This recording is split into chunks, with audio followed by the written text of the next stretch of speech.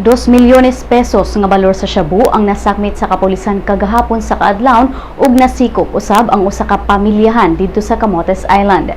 Si Jocelyn Arquiliano, iyang bana nga si Diosdado ug mga anak nga sila si Richard Jean, 28 anyos, Dodi, 18 anyos ug DB Sechel, 24 anyos, gidakop sa kalapasan sa Dangerous Drugs Law.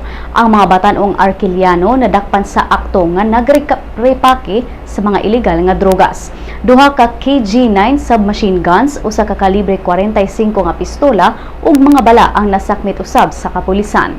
Gihimakak sa magtiayon nga apil sila sa negosyo sa ilegal nga drogas, apan ang ilang anak nga si Richard Jean ni angkon nga siya lang ang namaligya og drogas sa ilang pamilya. Apan gihimakak kini sa kapulisan kay base sa ilang surveillance ang tanang miyembro sa pamilya ang apil sa negosyo sa ilegal nga drogas.